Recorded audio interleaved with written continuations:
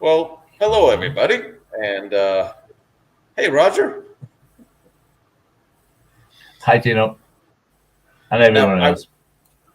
and I will let you all know that between Roger and I, there's a 1 second or so delay, which will make chatting so much more fun. And I noticed from the last time I had a little chat with you with everybody, there's somebody posted a comment that he couldn't handle the color of the wall behind me. I'm at work, and I'm very sorry. I don't know what to say. I'm not going to go to work and start painting the wall, but I hope you're not too distressed. Roger, is the wall behind me distressing you to in any extent?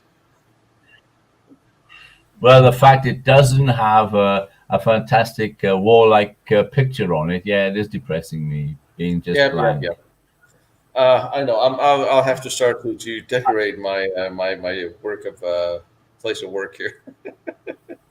How are things Well, out in behind me, I have a beautiful publicity photo from I think it's Venezuela. Hang on. Yeah, the best kept secret in the Caribbean. I picked it up about 30 years ago at a trade fair. It's this topless young woman sitting looking at the fountain. And I can't remember whether I told you, I hung it in my office in South London, and every man who entered the room pulled it off the wall to see if he could see the other side of the young woman because she has her back to the camera. And it just made me laugh every time. It's a man thing. and It's a boy thing, unfortunately, really. for the rest of us, where sadly we can't see the young woman, but it is fun when you say publicity photo for Venezuela, because that's not something you hear. Oh, yeah. Something hasn't come up lately in the past 10 or so years. I know you all want to know. I'm actually drinking Mm, Diet Dr Pepper. I'm on my second week without coffee. Um, oh, no. yeah, I'm trying Oh, that's something new. It is the closest thing to a health trip and binge I can come up with. Um, and well, it's funny. Last time I was, is it raining? Because last time I was in Verdun, it was raining. yes, it's been pouring with rain here. We have floods everywhere. Yeah. Well, I hope we can fix this raining thing before I get there in May, because that's where I draw the line. Yes. Yeah, yes. It's been -5 degrees at night. And I think that all the buds on my fruit trees have died in the frost. It's So there are no April. pears, no peaches. Yeah, I know. They Oh did my the same God. thing last year. It was in May, and the frost killed all the flowers. We had no fruit at all. It's a disaster. But yeah, Oh well. yeah. Last I can't buy last them May, from Russia. So, we'll find you some nice Siberian fruit trees. They'll live longer, maybe. Um, Siberia. Yes, it's a good idea. um, Now, Steal them from Sparky. people. Oh, I'm sure he'll sell them. We're doing such a wonderful job with the embargo. After all, we the past month, ever since the past week, the past month, we have sent him $40 billion for gas and oil. So I know the embargo is working well. Anyway, Yeah, let's talk. yeah. I think we should talk about an older war, because that just seems to be more fun. Although I will say, a friend of mine just sent me a picture of a Russian tank that had been knocked out in the Ukraine, where the Ukrainians have written Yeah. Wolverine on it. And I know the director Um, John Milius, and I just sent him the photo because I thought he would get a kick out of from Red Dawn. Remember Wolverines? So I thought he might get a kick out of that. But fortunately, we have only two questions that I remember of, and one of them was something we actually talked about when we were around the very small little fort. I was going to say in the rain, because that was half of them, so that doesn't tell you anything. Um, Question was of the no, perception of World War One, if that had come from post-war movies, the perception that World War One was a trench war only, did that perception, I would say we'll go as far as to say that given all the forts that was built for World War One, we can say that it was a 50-50 trench war, war of forts and fortifications. Did that perception that it was only a trench war come from post-war movies? No, it came from the soldiers' experiences. There's a very small number actually were in the garrisons of the forts. I mean, a big fort would have a garrison of what, 450, 500 men. Machine gunners, infantry, artillerymen, ammunition handlers, command, etc. But yeah, there wouldn't be very many men inside the fort. Far more in the trenches, yeah. Yeah, the vast majority of the troops were in the trenches. Because the forts, I mean, you've got, when it's defense against attack, you've got what? You've got a 5-to-1 advantage inside the fort. 450 men can hold off 2,300 odd men, can't they? The 5-to-1 ratio of strength when you're behind fortifications. And also, well, it's more than that actually. Yeah, I think the current statistic is 8 or 10-to-1 of a defensive position, something like that. But also the British and the American troops, Britain and America have made a exponentially amount of war movies since those wars, far more than probably the French. The British and the American soldiers were the ones in the trenches. They weren't the ones manning the forts. So in British American contemporary history is predominantly that of trench war, which would be reflected in British and American movies because the soldiers in the forts were the French. And how many have seen that? There's probably a few. Yeah. Were there any French movies made from the forts? Well, you've got a long weekend to be engaged, un long dimanche de fiançailles, which starts off as a love affair, then goes into a war movie and ends up as a detective story. Was the young guy who was the girl's fiance, was he killed? Did he disappear? She spends months after the end of the war paying a private detective to go and find out what happened to him, find out if he's still alive. Yeah, so there is this trench warfare there. They then made the film about Christmas 1914, when the troops came out of the trenches. They made a film about that, when they shared their beer and their wine, etc. They played football between the trenches. Which is Christmas 1914. Which is interesting because that's something that happened in the winter of the Franco-Prussian War, where towards the end, where they had a snowball fight. Prussian and French soldiers, very young, fresh French soldiers. They were taken aback by hardened old school Prussian soldiers, and they had them at the back, and they were laying down, and they could have dispatched them all. Instead, they started throwing snowballs at them, which turned into a very large snowball fight, and no one was killed. So I mean, there's this, which I think were also towards the end of even the Franco-Prussian War, there was a sense that this is over. We're just waiting for the people in Paris to surrender. But most wars, there are two examples of truces. Sorry, the two examples of truces that I can think of on the Butte de Vauquois, where the entire top of the ridge was blown away, and sorry, that's my daughter-in-law phoning me, as she always does when I'm on a podcast. Sorry about that. Right, the Butte de Vauquois, where the whole top of the ridge was blown away in the mine warfare, and finally, after 3 years of that, the two sides got together and they agreed on a truce. The high-up commanders insisted that they dug mines and blew up the opposing trenches, but they announced to the other side what they were going to do every day. Like, bonjour les Allemands, we're going to explode our mine at 3 o'clock tomorrow afternoon. And the Germans all retreated, and They obeyed orders. They blew up the mine, and nobody got hurt. But then the Germans would come back and say, well, we're setting off our mine at 7 o'clock tomorrow morning just to annoy you. And the French would say, well, okay, thank you. And they'd get out of the way, and the mine would go up and nobody would be killed. The other example was during the Battle of Verdun, when it was hell on earth for both sides. And there'd be a little stream which would come down to a horrible little pool full of, well, you didn't want to know what was inside the pool. And they came to a truce so that the Germans could come down and get water in the morning, and the French could come in the afternoon and get their water to drink, and nobody would fire on them. So there were little truces like that. I mean, come on. I mean, the commanders were the bad guys, the generals, the politicians, the ordinary soldiers, had to just get on and survive. So, yeah. The ones way behind lines. Well, it's like in Blackadder, isn't it? Blackadder goes forth.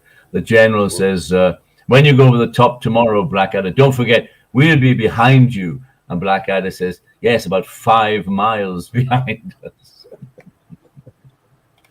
Yeah. Blackadder goes, yeah. A question I just saw, were there any, I mean, during most wars, there are little pieces made between soldiers. Were there any during World War II that you could think of? Oh, no, there was the truce when the Allies were going to drop food to the starving Dutch and Danes in the occupied territories. That must have been beginning of 1945, I think, where they said to the Germans, look, our planes are coming over, and they're not going to drop bombs. They're going to drop food and water and medical supplies. And the Germans didn't fire on them. So that was a kind of a truce, because the Germans knew that the game was up anyway, that they had to pretend to be the good guys from then on. The war was about to end. That did happen. I mean, I seem to remember here and there are stories of prisoner exchanges, ceasefires to recover wounded, even during World War II. And I keep in the back of my mind, I have a faint memory of one that I've read about during on the Eastern Front, but I can't for the life of me place it right now. But I mean, all soldiers are still people, no matter how much they're told to fight and hate each other. And it's just natural that deals like that are done. I don't know how many deals like that you could make with the brutalized Russian soldiery today, because they have two basic problems. I mean, come on, they dug trenches around Chernobyl, and they've had hundreds of men who've got radiation sickness, as if they didn't know that was going to happen. But then apparently they train their soldiers. Have you seen the videos of them beating up the soldiers? They hit them with wooden batons and iron bars to brutalize them. Have you seen those? It's just incredible. If anybody came at me with going to kick me in the stomach, then I'd have hidden a nice iron bar down the trousers of my uniform, and I'd have broken his leg as he kicked at me. But it's amazing. The Russians always did train their soldiers hard. Whether now in the West, I think we're probably training the soldiers a little too soft. Somewhere in between there's a balance. I don't know, what are the Japanese doing? Because they always came up with balanced people for warfare. Yes, never mind. Yeah, Chernobyl was interesting. Shooting at a broken nuclear reactor seems like such a brilliant idea by all standards, really. Oh no, they fired at the live one, at a working one. Yeah, further south of Chernobyl. Yeah, they brought a tank into action a couple of 100 yards away and started shooting at a working nuclear power station. I mean, how on earth can anybody obey an order like that? Oh no, come on! It's an arms depot. It's disguised as a nuclear power station, so you can shoot it up, from a couple of 100 meters away. It worked. It's all right. It was an old school reactor that was built in order to also enrich weapon grades uranium. So, but I don't Ah, know. I see. Some, it's just like if you want to go there, I don't think anybody's going to try to play around with Chernobyl. I was there. It's a very interesting place. It's a very interesting place. I will say, All and the right. spots Okay. of radiation is it is spots. It's not like one big blanket area. It's literally spots where it's settled, and especially in the hospital where the firefighters came Yeah. when it was too much for them. They took off all their clothes and all this, and they The dumped that in basement. Yeah. the basement. So Yeah. the basement is really hot. It's I would actually like to go back and see how it goes because there's still people living there, and you know they eat fish with 3-4 eyes and stuff like that. Um, Yeah. now I But I will. was horrified by the latest news today with the rocket. Did you see the rocket with the slogan painted on the side? The one they fired at the railway station with the refugees trying to escape? It No, had "For Your Children" written on it. They wrote on it "For Your Children." It was a submunitions carrier rocket that they fired at really. the railway station. They killed 50 people, including a lot of kids, and a couple. Well, there's 100 wounded, just queuing up to get on a train, a refugee train. And I mean, they wrote on the missile, "For Your Children," in Russian. the This is a the present for Russian your the Russian unbelievable. sense of humor has always been a little off. It's not like they're known for their cartoons, is it? Um, Um, it's a weird shit show out there that I would very much like to. I'm still waiting for the Ukrainian military department to send me my press credentials or even get back to me because I want to go actually have a look for myself. But that's not yeah, happening. I yeah. was part of a little op a couple of weeks ago or last week where we shipped out plane loads of body armor and helmets and stuff. And when we do that again, I volunteer to go and bring it all the way to the end user, so I could document where it's going and get to say hi to people on the ground. But Yeah. we'll see. We do have one more World War II one question that Crystal wrote me earlier Mhm. Yes. about the forts, about the weaponry in the forts that was built up to World War One. Were they built around the larger cannons, or were they cannons brought in post construction? I'll let you do on that one. Right. Okay. Yeah. Don't forget that most of the cannons are even the large. They're only up to 155 millimeter caliber, the same caliber as U.S. and French artillery today. But the barrels are quite short. So the forts were originally built with no cannons inside them, simply cannons, artillery on the roofs. And then when cannons increased in power and range, they realized it was suicidal to have cannons in open emplacements on the roof. So they removed them at the same time as they took away the earth and they put down a layer of sand to absorb the impact of the newer, heavier shells. And then they went back to the days of the Romans to formulate their special concrete. And at that moment, they could then install turrets. Because when I take my students around the Fort of Douaumont, I'm horrified. We climb up from the entrance, the wartime entrance, and we're facing a row of embrasures. And I get my students to look at them very carefully, and I say, "Tell me what the embrasures are built of." And they say, "Oh, they're concrete." I said, "Yes, not all concrete." And they look at them and they say, "They're made of wood." And I say, "Yes, they're fake embrasures. They're put in to impress the tourists. You can never fight from an open embrasure, especially even if it's not even made of wood, if it's made of concrete. You can't have an open hole facing the enemy who can fire at you from 6 or 7 miles away and just send a shell through the hole." So at that point, they realized they had to put guns in turrets. And it was easy to lower the guns and the turrets in from the rooftops. The guns that defended the ditches were quite small. They were all bronze muzzle loaders. They'd cut the rear of the barrel open to fit a breech loading mechanism. They only had to fire down the length of the trench, the ditch, the fort ditch. And next to them, the famous Hotchkiss 5-barrel revolvers, and they were quite easy to manhandle into the forts. So the forts came first, and the cannons were added later. Yeah, because basically the forts were not, the cannons were not that big, and the barrels were interchangeable, so they could all be moved in and out.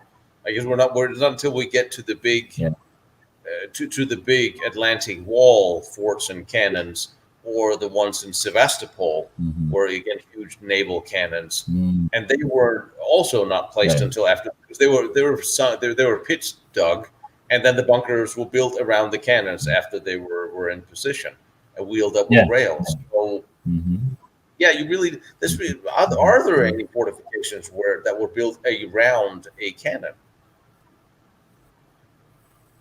No, I don't think about it. I remember them up a bit. We did get one truce note. That one I do remember. That one I remember. Okay. Yeah. Right, the Hurtgen Forest. Yeah. That one Okay. It's always nice when people can follow up for those of us without coffee.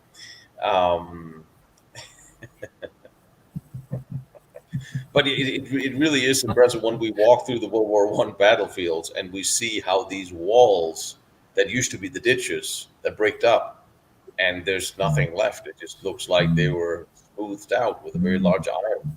It's something that people really can't understand until they really stand and you see it. Yeah, yes. Yeah. So, other commentaries. One thing I want to do when I come back, besides hopefully an Austrian trip where we can have some good schnitzel. Thank you, Andrew. Is I would like, that's me asking, are there any from the Franco-Prussian War, which is still a war that I think is insanely interesting, which most people haven't heard of. It's not so sexy, maybe, but it really laid the foundation for both the next wars. And it was really the first organized mechanized slaughter of war, the Franco-Prussian War. It was the first time where you really had guns and cannons laying straight into soldiers the Napoleon had guns. We copied the American Civil War, didn't they? Really, the American Civil War, with guys lining up, putting in mass attacks against cannon fire, etc. But they didn't have mitrailleurs. They had a couple of Gatlings, but they were never used, were they? Never used in combat. Yeah, I don't really, think. Gatling. But what I would like to see is the forts around. Are there any of the forts around Metz and around Paris that held out in the sieges? Because there were several forts around Metz and several forts around Paris that held that siege. Are there any of them left? Well, the Germans took over all the forts around Metz and rebuilt them, rearmed them, I suppose, to some degree. But the best example I can think of is Belfort, where Denfert Rochereau, the commander, held out against all the German attacks. And in the museum, in the gigantic citadel, it's kind of a castle, with the huge lion is carved alongside it, at the back of it. You go into the museum there and you see his, I think it's a coat, his muzzle-loading coat revolver that he used, that he held in the war. Yeah, I think it's an 1860 coat from memory. Yeah. Denfert Rochereau, and of course the French named a metro station after him. Now, Belfort comes into the story about Verdun, because the Germans wanted to attack a significant place, and so they chose Verdun to lure the whole French army in to defend Verdun, the birthplace of France, and they intended to destroy them with 1,500 heavy guns and and howitzers. It was a trap. But their first choice was Belfort. And the reason was because the French, after having lost 3 armies in the Franco-Prussian War, they still refused to sign the peace treaty. And the Germans said, you've lost all your armies. You can't fight on anymore. Why are you resisting? Why are you not signing the peace treaty? And the French said, well, in the peace treaty, you've written that you're going to keep Belfort. And you never captured Belfort. So the Germans said, let's come to some arrangement. Look, let's come to a deal. We'll march in and we'll occupy it for 3 months. And the French said, well, yeah, but be sure you don't steal everything. And after 3 months, we'll march out again and Belfort will still remain French. They said, okay, that's great. They signed the peace treaty. And now the first target chosen for the big attack, which was going to smash the French army, to lure them into a trap, was going to be Belfort. The Germans said, yeah, they wouldn't sign the treaty, because of Belfort. So in 1916, Belfort was their chosen target. And then the mayor of Belfort told us one day at a fortress conference, he said, they were all in agreement, except there was an old general down the end of the table with a long white beard. And they'd all nodded their agreement and said, yeah, well, good idea. And he leapt to his feet, well, probably slowly, but he certainly slammed his fist on the table and they all jumped. The high command, what a guy. And he said, I'm not going there again. They had us last time. And they said, oh, hell yeah, you're right. And they changed from Belfort to Verdun. So were there fighting? There were a lot. There was the terrific fighting. Every time the Germans attacked, the French garrison didn't just resist. They rushed out and counterattacked and threw the German army back every single time. The Germans were furious. So I have to go then to Belfort. Rochereau knew his business. Belfort is fantastic. When you stand on the walls of the citadel and you look down, on one side are all the Serre de Rivière forts, the fortifications, and all the built-in trenches. And behind the fortress are the Vauban defenses of the town, with gun towers all the way around. It's just incredible. When I went there, I was amazed. And it brought home something to me about how rich and what a big country France was. Because when that place was being built, all the fortifications were being put together, Britain was building up an empire and a gigantic fleet and going around and conquering colonies all around the world. And the people in Belfort, they didn't care two hoots about that. They were quite content to hold the Franco-German border all on their own if necessary. It was amazing. It was an eye-opener. It's an amazing place, Belfort. And we were there in the dark. No, we didn't go to Belfort. Didn't we? No, that was Montmédy, the citadel of Montmédy. Well, Belfort is a gigantic, it's a gigantic citadel connected to a fortified town, whereas Montmédy is basically a citadel on the top of a hill. Belfort's about 3 or 4 times as big. It's amazing. And not far away, there are 2 other very interesting things. There is the French Railway Museum, where you can look at all the fantastic railway engines and the wagon-lit and the luxurious coaches, etc., and the double-decker coaches where people on the top deck sat out in the open in all the smoke and the cinders. And then about half a mile away from that is the French Car Museum that has 3 Bugatti Royales, the 27-liter limos, more than anywhere in the world. And that is, you look around it and it's fantastic. The museum is fantastic. And as you're walking out, there's a little door in the corner that says the creme de la creme, the best of the best. And you go in there and you're facing the Bugatti Royale and you go, my God, this is, made for kings and emperors. They were amazing. So they are. Belfort is a very interesting place to visit. Mm-hmm. And like I said, I've always been trying to chase down the evolution from castles to forts to World War I to World War II, and actually post World War II. And it's when you see forts like Belfort or where we were, you have the mountaintop castle that then fought the Franco-Prussian War and World War I, which is sort of an interesting bridge in fortress evolution. Mm-hmm. and fort evolution. Really. Good. Oh, I have to have a plan. Oh, Let let me just get up and find a book for you. I'll find a book for you. Hold on a minute. I just thought of something. He left me. He walked away in the middle of the chat. Yes, I'm drinking. Yeah, no, I'll be back. I'm coming back. Hang on. You love your French cars? Are you mad, man? The last car my mom had was French cars. Terrible, terrible. Rusty was certainly a thing. Brian, come now. French cars. Although I actually did see an old 60s Citroen out here in LA the other day, and that was kind of cool to see. Great suspension. Sorry, we were just talking about the French cars for a minute, and I don't know how that happened. This is the last castles and forts. In other words, it's the missing link between a castle and a fortress. Really? And it was written by Philippe Troutman, French engineers. This is a treasure. It's an absolute treasure. It shows all the sea fortresses. It shows all the mountaintop fortresses, the horseshoe-shaped fort. It shows Napoleon's artillery forts he built in Egypt that I never knew about. Oh, this is amazing. This is a treasure trove. Sorry? And obviously, I can't get it anywhere, right? This is still yeah, you can pay several hundred euros for a copy.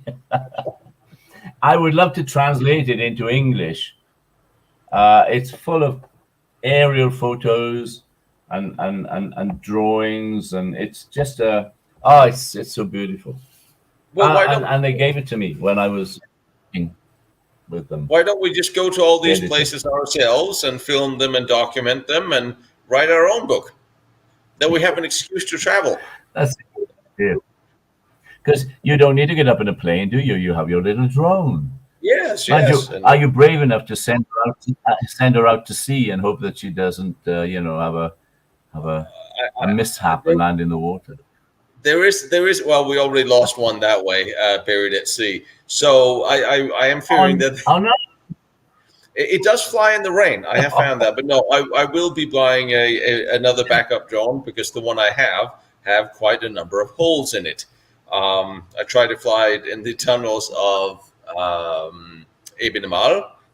Didn't go well. When it has no good reception, it starts drifting. It can't even hover. It just starts going off to the side and eventually into the wall. And I did it into a couple of other tunnels, the Riese tunnels, and Simmershof. I try to fly. So there's just a whole lot of little things in it, and sooner or later it will be grounded in a Viking burial funeral ceremony going down in flames. So I'm gonna keep flying it until it no longer comes home, and then the drone will be in Valhalla where it belongs, but not until I have another one in the backpack. But yeah, it really does make this book has a lot of places that we can visit. It's beautiful. It's enormous as well, very heavy. It is more fun to see places for yourself. It's nice to have all these great books, but you got to go there. You got to go there yourself. It's just more fun. And I'm trying to figure out how we can actually do live walkthroughs of some of these places and broadcast as we're there, which will take. I think we can basically do it on one person filming with a good cell phone while broadcasting, and another one to read comments, and then we can actually do live on location. So I hope the tourist agency in Verdun is appreciating what all the time you spent talking about their city. I hope they give you a bonus. Well,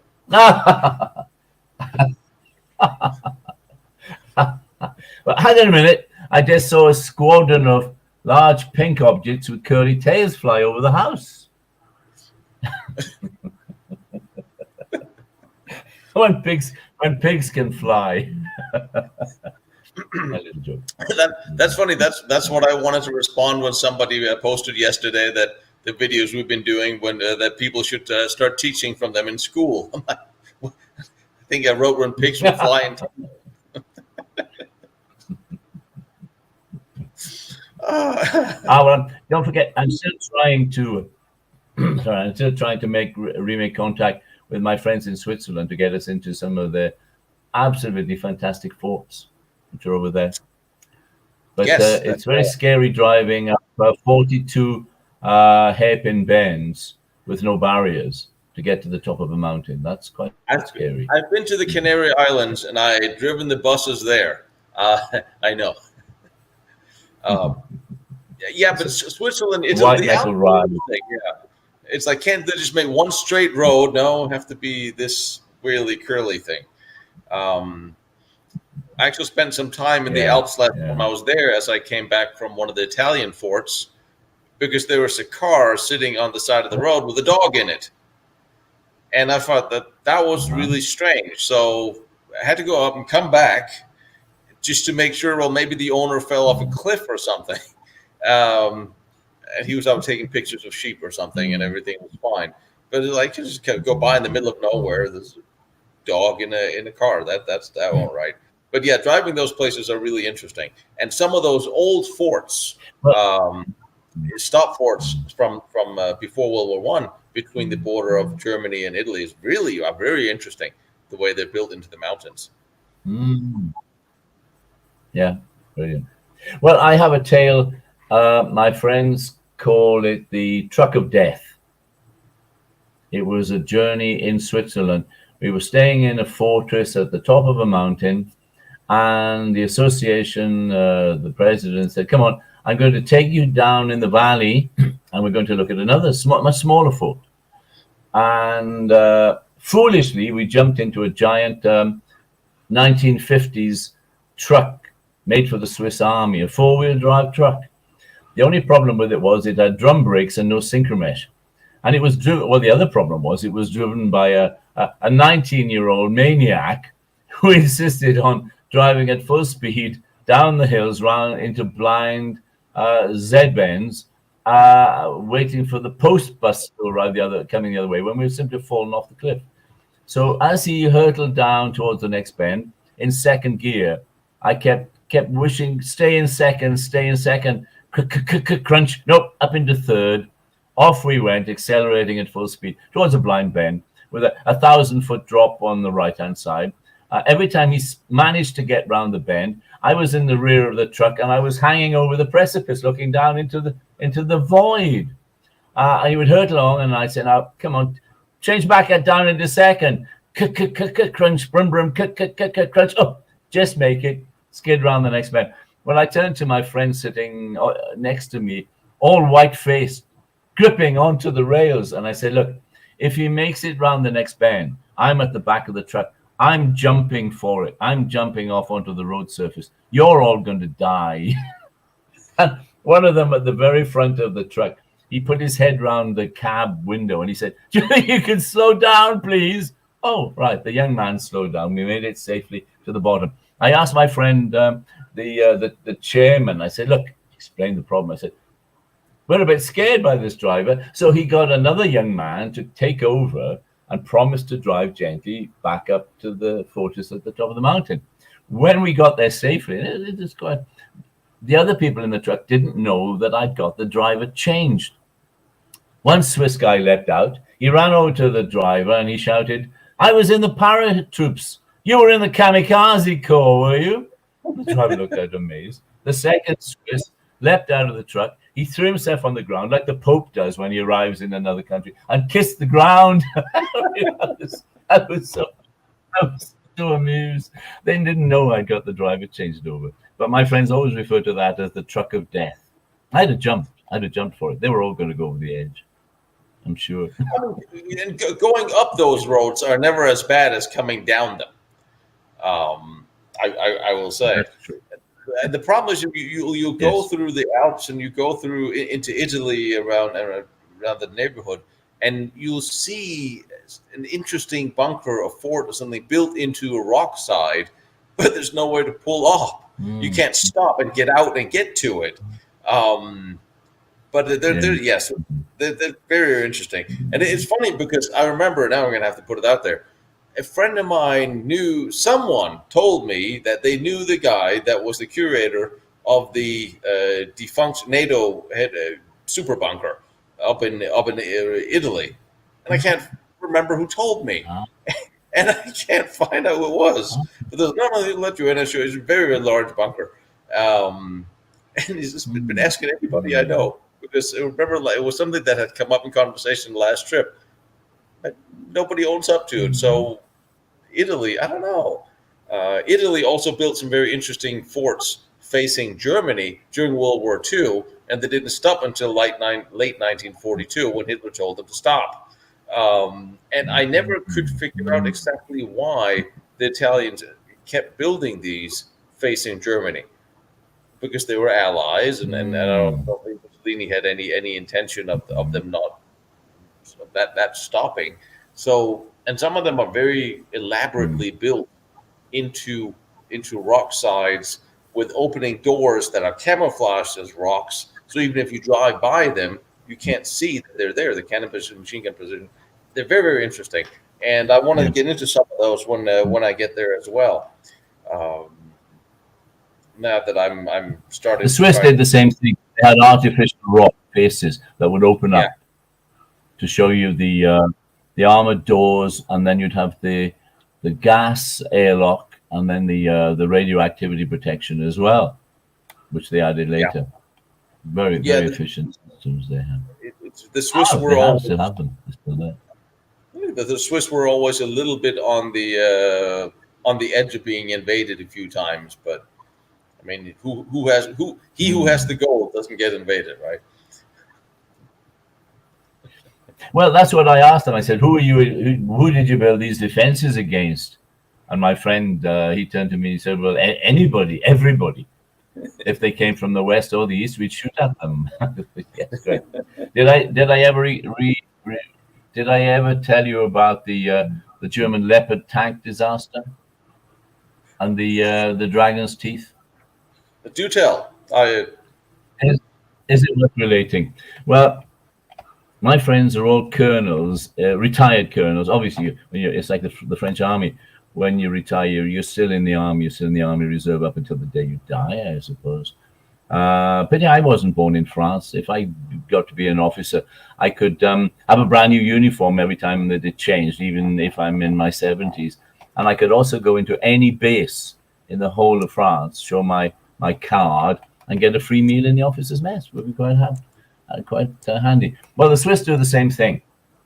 My friends were there, and some Germans came along they looked at the 3 rows of Dragon's Teeth, which would go from one side of the valley to the other. And when a road crossed them, there would be a big, there'd be a big armored box with a padlock on it. And someone would, if there was an invasion, a local inhabitant would run out and undo the padlock, and several men would lift a giant barrier, which would put into spring-loaded slots in the road to complete the rows of Dragon's Teeth. It's brilliant. Same thing for the railway that ran through the Dragon's Teeth. 3 lines of concrete Dragon's Teeth. The Germans came along and they laughed at this. They said, yeah, well, even in 1940, our little tanks could smash these to pieces. We just drive straight at them and wreck them.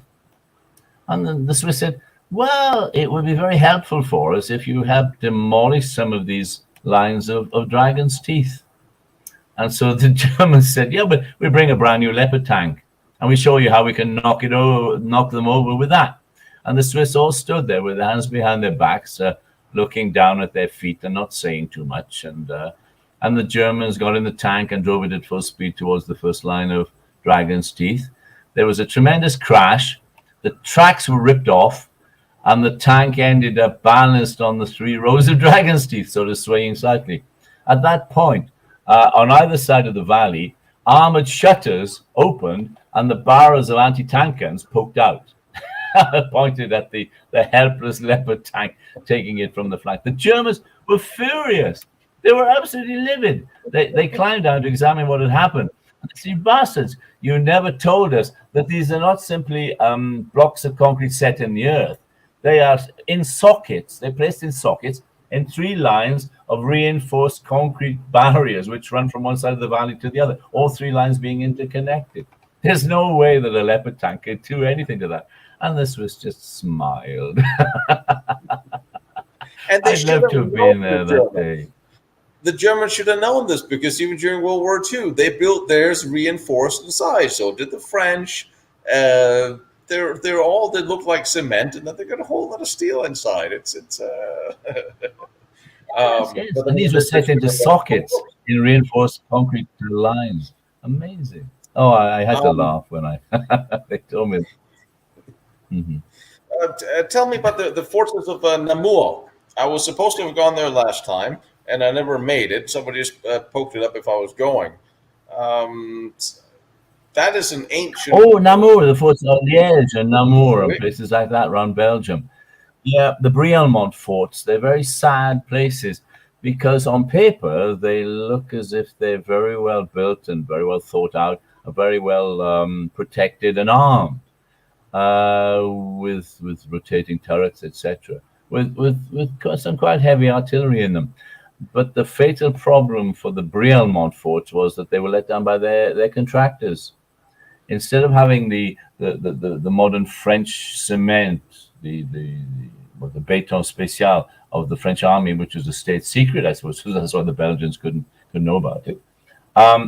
They used cement which didn't have volcanic ash in it to make it stronger. They just had too much sand in the Belgian cement. They would lay down one layer, let it dry, lay down a second layer, let that dry, and add the third layer on top. There was no homogeneity to their concrete defenses, so that when the German shells arrived, the 42 centimeter from the Krupp howitzers, or even the 30.5 from the Austro-Hungarian howitzers, they went through them like a hot knife through butter. The concrete simply didn't resist. And what happened then was that in one or two of the forts, the magazines exploded. In the fort of Lançon, near Liège, there's some garrison, they're still buried under the rubble. They never dug them out. It's their grave. But the French saw this. Go on. Oh, I was going to say, the French saw this happen to the Belgian forts, and they didn't realize that the Belgians had built their forts on the cheap, if you like, without using proper construction materials. And the French were very worried that if the Germans got as far as Verdun and started bombarding the forts like Douaumont with their 42 centimeter howitzers, that they would blow up the fort of Douaumont and all the other forts around Verdun, which is why at the moment the Germans decided to attack, the French had disarmed the forts, basically. They took out the 75 millimeter guns from the casemate, the Boers, they took out the machine guns, they took out all the cannons from the ditch defenses. They couldn't move the big 155s out of the turrets, so they were going to blow them all up with dynamite. There were just about 15 old territorial veterans firing off the last shells out of the big turret in Douaumont, and then they were going to light the fuses and run for it and blow the whole thing up. And at that precise moment, the Germans attacked and captured it. Just one of the ironies of warfare, of course. Yeah, but the French realized they were going to have to abandon these forts. They thought the 42 centimeters would go straight through the roof. One shell did go through the roof after the French had recaptured the fort, but that was because thousands of shells had already hit the fort at that point, and one shell could finally penetrate. Plus a French 400 millimeter out of a rail gun that hit another part of the roof that had been weakened, went straight through, a shell weighing over a ton, and killed 30 young Germans in one of the bedrooms. They're still there. They're still buried in there. That's something else that I wanted to do. You know, the position where we went to with Langemax. There's the big German Krupp gun that was put in position where we went with the little tunnels and the rail tunnels, and there's supposedly seven more of them. The 15 and I think they would be interesting to see. Do we know where they are? Well, we can search for them. Yeah, I think I have a document where they are all listed. That would be interesting to see how much, because they were all initially built on experimental mounts made by Krupp pretty much as they went on, and two of the experimental mounts went on to the Somme and ended up under one of the Paris guns. that had been intended for the Bedouin battlefield. So it'll be interesting to see how the other positions look of those. But I did see, speaking of French tunnels around Grenoble, I saw that I didn't see a date on it, so I don't know if it's recent or not. They found a tunnel where several hundred Germans were entombed during World War I, and they're still there in position. The entrances were exploded, were destroyed, and they all suffocated and died inside. They're still there today. And from what I understand, is they're trying to figure out if they can turn it into a memorial and leave them there, or they should excavate them to sort of get an idea who and what happened. What have you heard about that? Yeah, put them into a military cemetery. No, I don't know anything about that. What I do know about German tunnels and troops being trapped in them is that on Hill 304, that's 304 meters height, the Germans bombarded it. They drove the French out of their trenches. They had hundreds of guns pointed at this particular hill. And it lost 7 meters of height. So it's not Hill 304 anymore. It's Hill 297, but they never changed it on the maps. Lost 7 meters. That's 22 feet of rock and earth that was blown away. And when the Germans got on the top of it, they thought, this is fantastic. We've got through. We're beating the French. We're getting nearer to Verdun. Unfortunately for them, they then found themselves facing a line of forts and armored gun batteries on the ridge facing them, which plastered them with a rain of shells. So much so that the Germans were driven off the tops of the hills they just captured and had to dig tunnels to protect themselves. And one of the biggest tunnels, when the French fought back to retake the ground in early 1917, they brought up the big railgun, the 400 millimeter railgun that had put a shell through the roof of a Douaumont, sorry, and they shelled over the top of the ridge and blew up the exit at the German end of the tunnel. And then they attacked the front entrance to the tunnel and with flamethrowers, etc. And the poor Germans inside obviously realized they couldn't get out the back entrance, so they decided to surrender. Quite a lot of troops inside were captured by the French because of that. I wouldn't say it's a lucky shell. They knew where they were aiming it. They had observation planes, etc. And they blew up the rear of the tunnel. Very clever. A big 400 millimeter railgun, 16-inch. That's a beast. Was it ever excavated after that, or was it just left?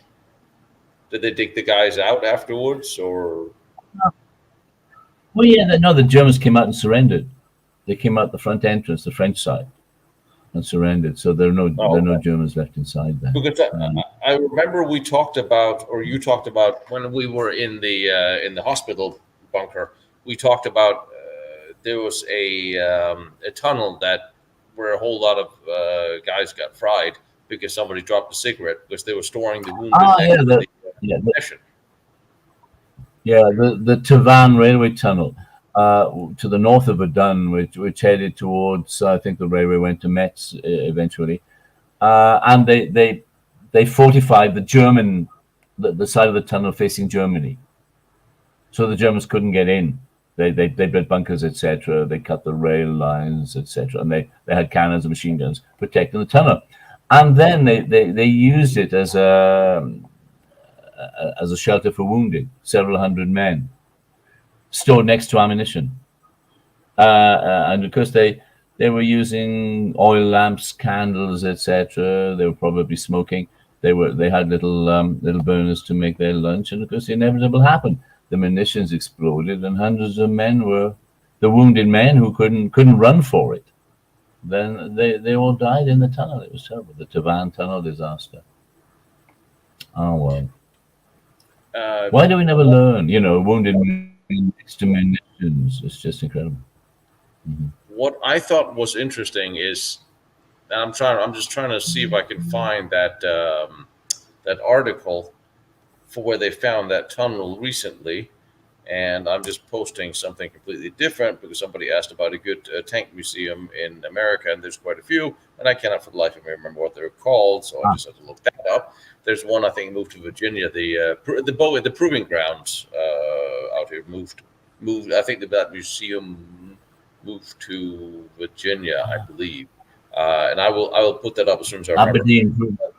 I'm just surprised at how many tunnels, considering the amount of tunnels and the commitment of the underground bunkers from these wars. I get the question a lot: how many of them haven't we found? And I think there's.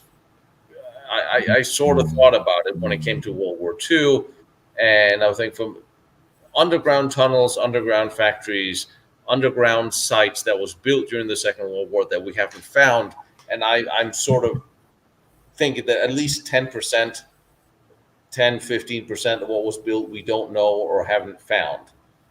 World War I, they dug less, but it didn't hold up as well. I would imagine, consider they just found this one that hadn't been discovered before.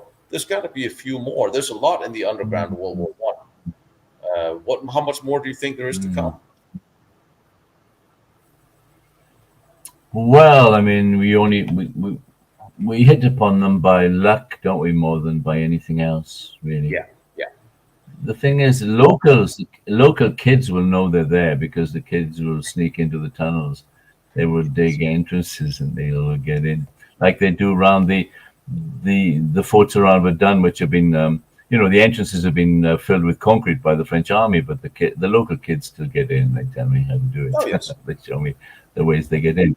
Like the kids got into the V3 tunnel. Yeah, it was kids who could climb in down the collapsed the gun barrel tunnels, the 5 clusters of barrels. And you still can. You still can. Yeah, come on.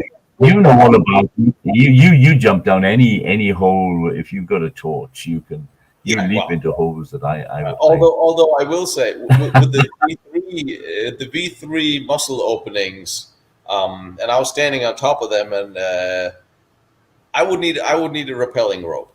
I'll be okay with going down, but it's a pretty damn steep side of those firing ports there. That's as you'll see when I show that soon, because I would like to have a little rope on that one. But that's interesting. I got the British report from 1945 and 1949 to Parliament, the secret report on all the V3 sites, the official report on the heavy crossbow sites. And we're trying to sort of go through all that now about the blockhouse that we talked about, and the Epilec and the Cooper, and there's a fourth site as well. I think it was just manufacturing. That I'm going through the papers now and doing the graphics, and it is very interesting because when I go through that report, and we talk about the big blockhouse out in Calais, and where it is said that they were supposed to fire V2 rockets pull them out through 2 openings in the side and launch them from right outside the building. But when you stand there, and you look at this enormous wall, well, there ain't no 2 holes, so there are no holes in them. And it's not like there's no way they could do it. Just happened to build these. Well, we're going to build them. We're going to cut out the holes after. That's not how German engineering works. Even if it was built for something else, they didn't fill them up. And the papers do state that the underground was flooded already when they got there. So it is not clear from that report what there is in the underground. And I'm guessing there's only one thing to do, that's for me to go diving. And they will let me. They're very nice. If I want to go diving in the water, I was welcome to it. So that was that's coming up. But the son of who's the French scientist? My brain is full of so many other things. Who discovered X-rays, etc. Curie. Sorry.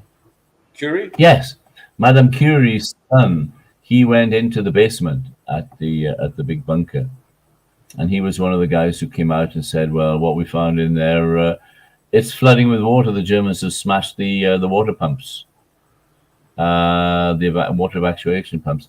It's filling up with water, and we recommend you let it fill up with water." Now, come on. You add two and two together, and you come up with the answer, don't you? You know what's in there. So, And, you better wear your lead underpants if you're going diving in there, I reckon.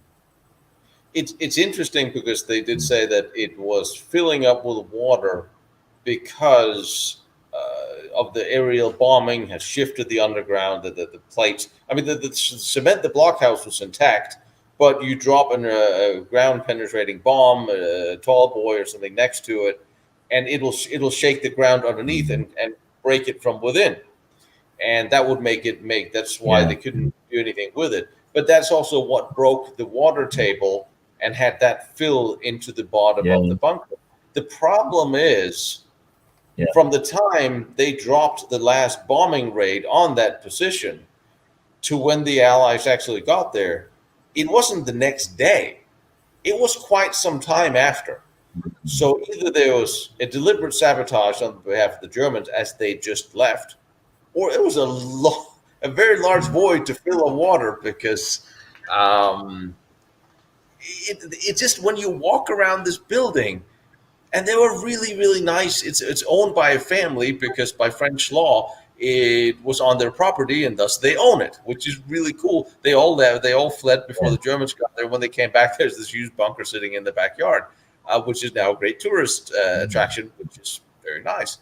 But when you walk through it and you're trying to look at this from just a pure practical common sense perspective, it doesn't work. And they couldn't explain it. No. They have all these wonderful graphics made showing the rockets wheeling out and shooting off in the sky, and it looks good. Have the little videos. But when you're standing there, it doesn't work. For instance, they said you the second edition of the guidebook. The original version of the guidebook mentions the basement. The second guidebook edition says nothing about a basement. There's no basement. And the entrance to the basement in the first guidebook is the little addition outside. Looks like a pillbox just stuck on the outside of the building. Now, they say that's the head of the spiral staircase going down into the basement. The second guidebook says that's the lookout position from where they press the buttons to fire the rockets, a few feet in front of them. No way, I wouldn't be in there. So the second guidebook is a work of fantasy. I have no idea why they did that, unless it was following the Franco-German sort of, what shall I say, getting back together, the two countries. And to say that the Germans built a nuclear reactor to fire dirty bombs and dirty missiles against Britain wasn't very sort of politically correct. So they rewrote the guidebook. That's my only explanation. I mean, it is very true that there has been a very concerted effort on behalf of everybody to not accept the fact that the Germans were having advanced nuclear research. It's been negated ever since. And however, in Gusen, in St. Georgen de Gusen, where you have the huge Bergkristall tunnels, that was occupied, built by Kammler, where it was said that there was nuclear research going on. It hasn't been proven, but it was said. And there was a large amount of French nuclear scientists that was actually housed in Mauthausen. But the newspaper, the Linz newspaper, while it was occupied by the Americans, had on the front page in 1945, after the war had ended, that fortunately the Americans had won the war, and by winning the war they have obtained a large leap forward in technology by obtaining this German technology in rocketry and nuclear. That was the story, right at the end of the war, that everybody knew. I mean, Hahn discovered fission, and no, Lisa Meitner didn't.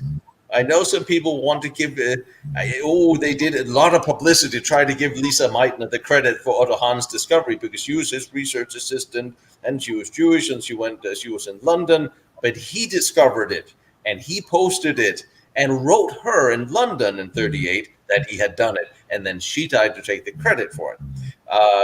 That story just always bothers me. I just always try to clarify that one. But the Germans had incredibly advanced nuclear research. So all of a sudden, you're telling us during the war they forgot all about it, and then right after the war, a lot of them they wouldn't work with it anymore. They did other things, but everything that is to do with the narrative that they tested anything or had anything, or it's just people don't want to talk about it. Anybody who researched it, well, that's just fringe. They're just conspiracy. Nobody actually wants to have an open look, and you look at the locations where these things took place. Nobody want to see it. Nobody want to hear about it. We don't talk about it. We don't go there. Like Kurt Diebner's reactor is sitting in an old school building in Stadil, not far from Jonastal. Nobody would know it was there. There's this little model of a uranium cube sitting outside, but it's in the backyard, hidden way behind. The pit has been filled up. No one knows. They know about the camps and the other thing that we'll talk about. If you look at Dora Mittelbau, you always, for the most part, you see these two tunnels where they built the V2 rockets. But Kamra built two huge complexes of tunnels inside on both sides of those. Half of them, they're not even listed. So it makes perfect sense that everything just gets destroyed because we don't want to talk about it. So it just makes us suspicious. Yep. Not politically correct, is it? Yeah, definitely. Yes, well, the denazification of Germany. All right, how deeply did it go? A lot of Nazis came out and went back to their jobs and were running businesses. Let's be honest. They had to get back to normalizing life as much as possible. But I suppose it would have been highly embarrassing for the Germans to admit that they had this nuclear research. So therefore, and even for the French to say that there's a German nuclear establishment on the north coast of France. They cover it up. It's a cover story. Would be more. I guess it would be more embarrassing for the Americans if it turned out that they had help building one of their nuclear bombs they dropped over Japan, that they needed German technology at that time. But this is so many years ago, and like I always like to point out, when I understand the narrative, we don't want to give the baddies credit for doing something advanced and technical, but they're all dead, and the Allies still won the war. It doesn't matter in the big picture, except we have to rewrite a few perceptions. And I think at this point that's okay. And after all those German postal employees that worked at the German Postal Service nuclear facility had to get back to work too. Yes. Well, is that where the head of the German post office, he got a baby reactor in his garden or something, didn't he? The German nuclear von Aden had a cyclotron in the middle of Berlin and was enriching uranium. He's actually the one that came out during the war in briefings and said he had developed a bomb not much bigger than a pineapple. He was sponsored and financed directly by Hitler. The German Postal Service was very heavy into nuclear research, and they worked with the SS. And at the supposed test in Jonastal in 45 in March, there were also members of the Postal Service there, research service as well. So yeah, the German nuclear service, they had a very serious research. They weren't just dropping mail; they were dropping mail.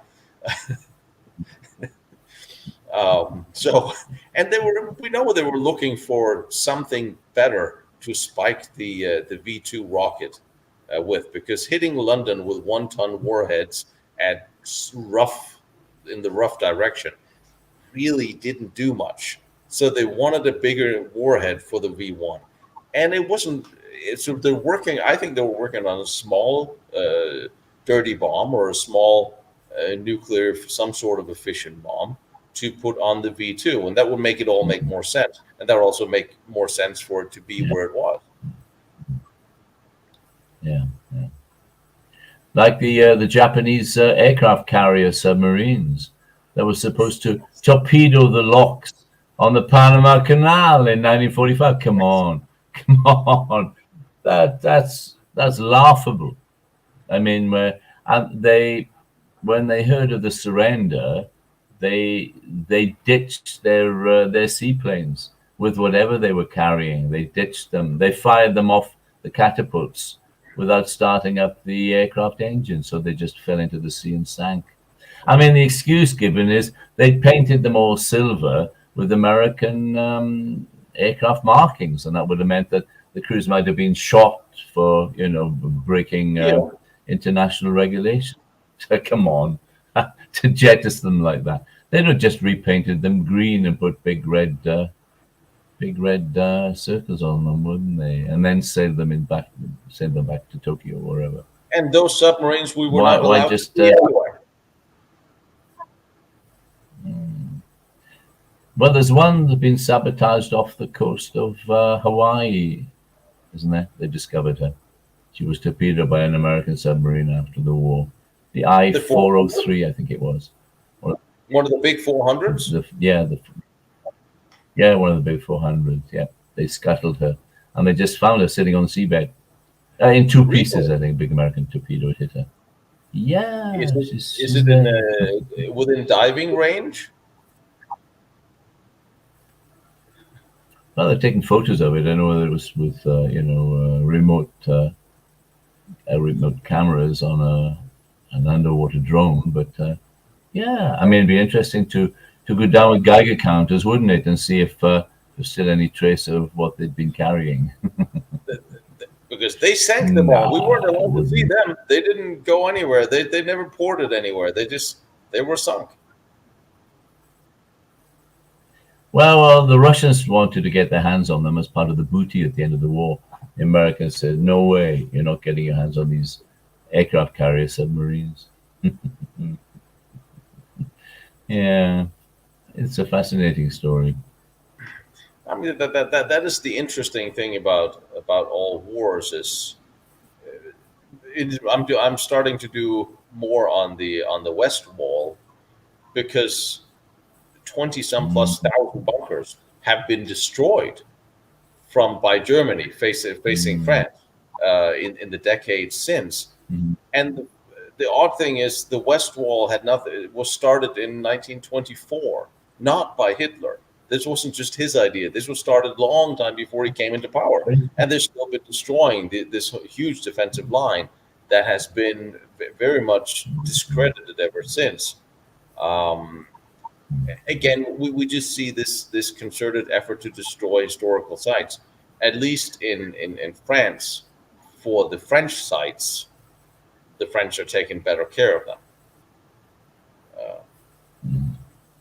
Well, they have to realize that when you look at all the Maginot ouvrages that were built, for example, you can't preserve them all. You preserve 3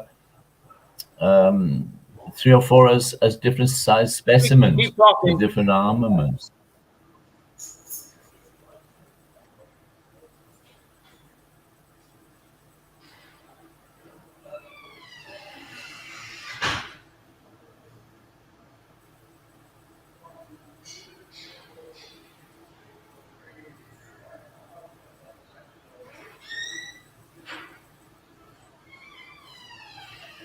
All right, sorry. Sorry, like I said, I'm at work, so sometimes I have to pretend to do things.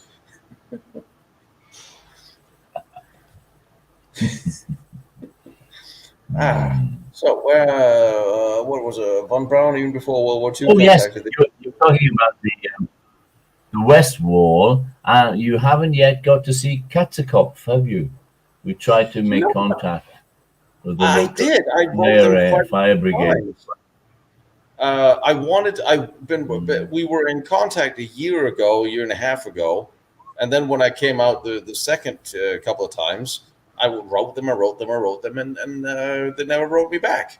But I got to see the other one of the other forts, and got to meet some of the historians there who probably knows them. So this time, let me see if I can try again.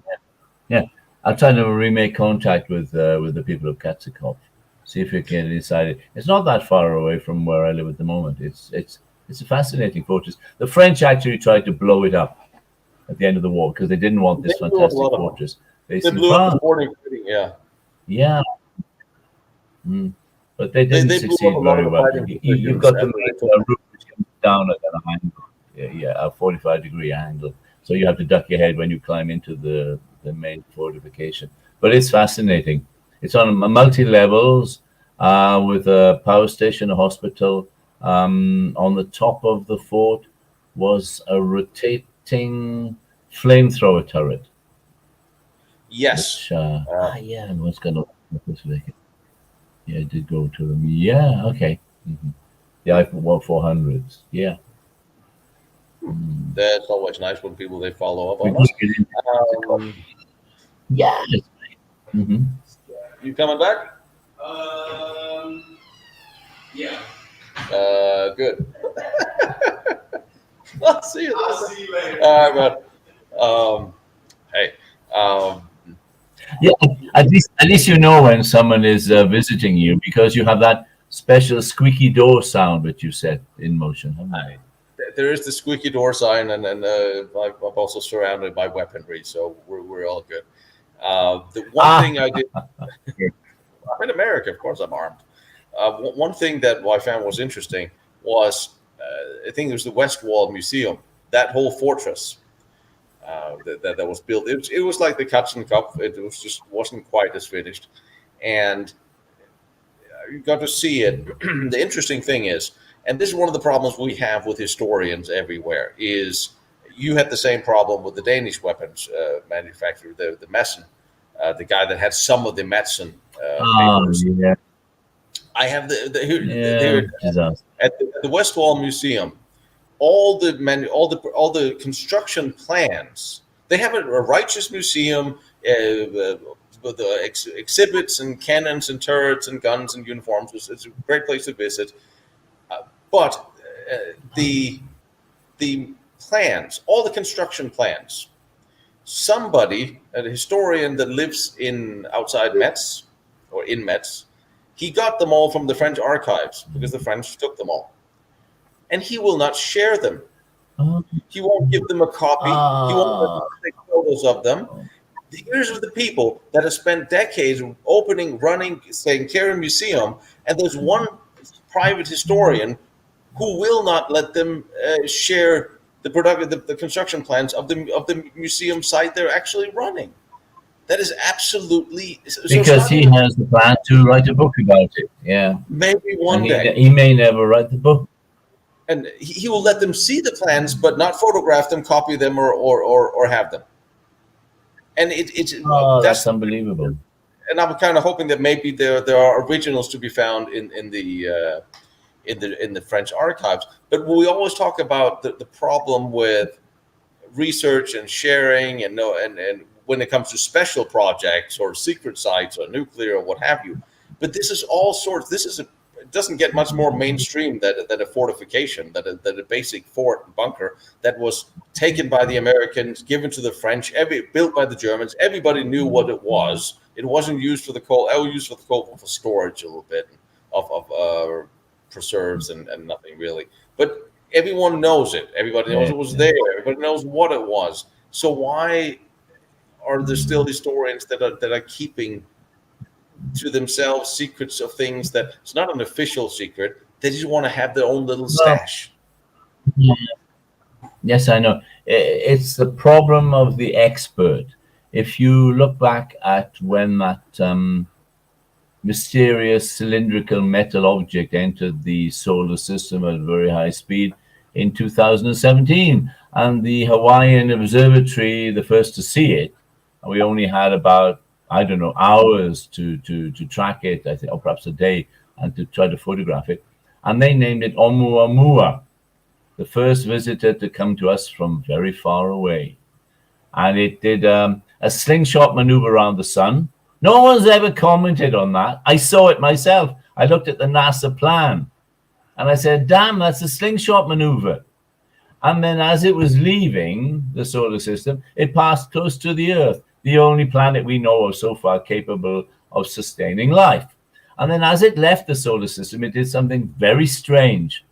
Now, you had an expert who was an expert on asteroids, and he said, oh, it's an asteroid, because he's the expert on asteroids. The second expert comes along and says, no, it has to be a comet, because he was the expert on comets. The third astronomer came along and said, well, gentlemen, I hate to disillusion you, but as it left the solar system, it changed course twice. And asteroids and comets don't do that. And there was a sudden silence. Now, I've worked out, come on, I'm only an amateur astrologer. Sorry, an astronomer. Astrologer as well, perhaps. Now, so it's sent out by some far-off civilization. It's proof we're not alone. Come on. It probably left its home planet several thousand years ago. It's a robotic device which is sent out to explore the known universe and the unknown bits. So it comes through the solar system, does a slingshot maneuver, it's perfect slingshot maneuver, and leaves at a higher speed. What a surprise. I mean, it's not as if our own spacecraft do that, do they? A slingshot maneuver. I fancy that. And as it's leaving, it's heading for what? Alpha Centauri? And it's heading for where Alpha Centauri was when it left its home planet. But suddenly its sensors realize that Alpha Centauri isn't there anymore, it's moved. So it changes course towards the current position of Alpha Centauri. Why does it change course a second time? Because it works out how long it will take it to get to Alpha Centauri, and works out where Alpha Centauri will be when it arrives there, and it changes course a second time and disappears out of our sight. Now, the fascinating thing about it is, I don't know whether you know an update on that, NASA, to justify building an experimental solar sail craft, is trying to get cash together to chase down Oumuamua to find out what it really was. And they stated if they can launch by 2025, they'll catch up with it by 2052. And I'm saying, at that date, I will be 103 years old. Can I stay alive long enough to find out what Oumuamua really was? Catch it. The only danger is that if it's a robotic device that is, well, shall we say, under control, if it looks behind and sees the solar sail satellite, a vehicle trying to catch it, it might just accelerate and get away. And that would be a disaster.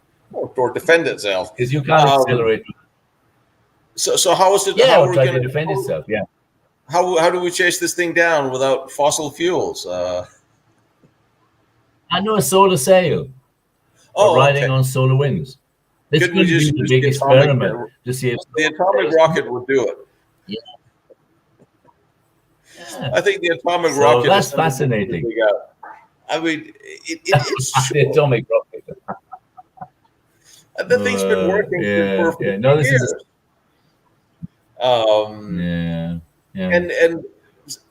But yes, and somewhere there might be an expert who have the drawings on something, but he's not going to share because one day he might write a book about it. It's funny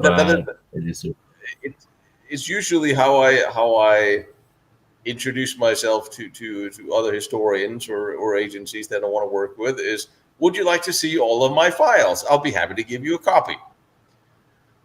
Because sharing, I don't care who shares them. I don't care where. Let's just let people see what happened and what is there, and the more especially, I have thousands and thousands of German documents, and they're all in German, and it takes a bit of time to go through them. So I love to share those with my German historian friends because, well, they're probably going to go through them faster than I am, and if they find anything, I'll either see it somewhere online or TV, or they'll call me. But it's about finding out what happened, and I think that's far more important than who gets the credit for it. Yes, exactly. And it's sparking off ideas as well. Like I told you about, I look at the NASA diagram of the disk of the solar system, and instantly I see it's done a slingshot maneuver around the sun. I thought, good God. And then when it changed course twice, I had to work out why it would do that. So, I mean, I'm just trying to put two and two together and make five, but hopefully everyone listening in might say, yeah, he might have something there. This is NASA we're talking about. I don't care. This is the same. This is the same agency that when I filed a FOIA request with NASA, said I would like to have all the paperwork you have on SS General Hans Kammler, and they wrote me back, well, what has he got to do with us? And I says, well, he was Dornberger and he was in charge of the German rocket and jet program. I would say he has quite a bit to do with you. Never heard anything back from there on.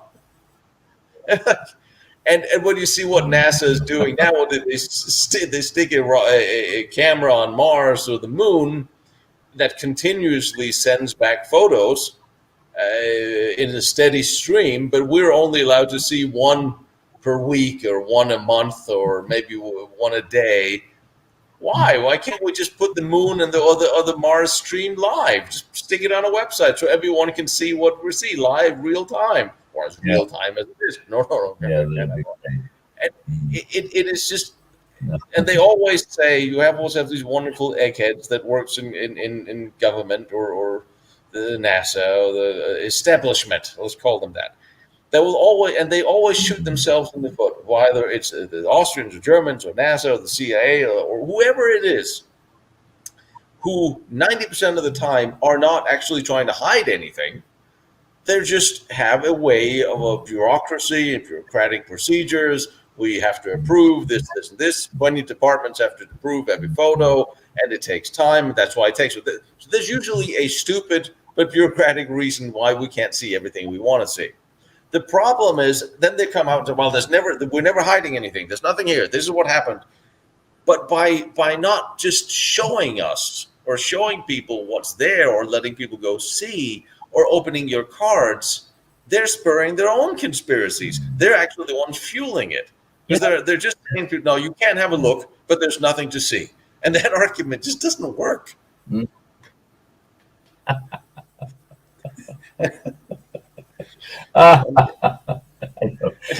It's like when I watch Vladimir Putin speaking, and I realize that they have to digitally alter his photo every time, because as he's talking about something, if you saw it in real time, you'd see his nose growing longer, like Pinocchio, because everything he says is a lie. Everything, as Madam Merkel said. She tried to negotiate with him. She said, Vladimir.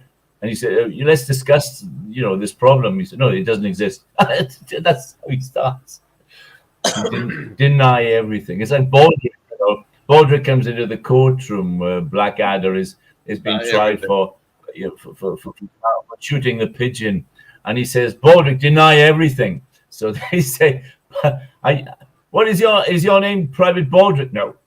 But aren't you Captain Blackadder's Batman? No. Everything. Oh, it's interesting talk. Sorry. It's too serious. I mustn't make a joke about Putin. It's not a joking matter.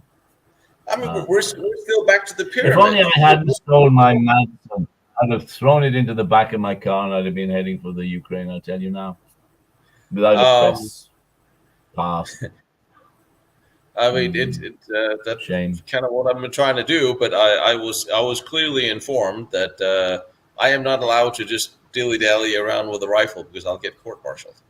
And actually, a few people from the various guards and militaries in the West, including British, have been court-martialed for going off to fight because you're not allowed to do that when you carry military ID. French foreign legionaries tried to head off. We caught them getting into a bus in the center of Paris, heading for the Ukraine. French foreign legionaries from the Ukraine. They'd just taken leave and we're going to go back and fight. You can understand, but the French authorities, of course, they're still officially French soldiers. That would mean if they were captured, all hell would break loose. The French are sending soldiers to fight in Ukraine. You can't do that. It's sad. No, and that's stuck with it. You got to do these things right, and but I mean there's a lot. We were talking. I have to ask you one thing. Come on. Well, what about the Patriot missiles? If you're going to stop people being blown up, refugees being blown up in railway stations, a Patriot missile battery would cope with that, wouldn't it? That's what it's designed to do. Hit incoming cruise missiles. I mean, Can it take them down, or is it only aircraft? from my Surely it's an answer. this is probably actually a Crystal question, although this is probably newer than since when you got out. From what I understand, the Patriot missile is a counter-ballistic missile weapon. And if you have smaller missiles that are of closer range, the Patriot won't get it in time. But I am not entirely. Yeah, you have to. Crystal's. Like I said, Chris, she was in the. Oh, wrong. Sorry. Where, Crystal? Where you go? There you go. She was in the. She was in the missile business when she was in, and that's why I'm sort of referring to her, because it takes. Yeah. All right, there you go.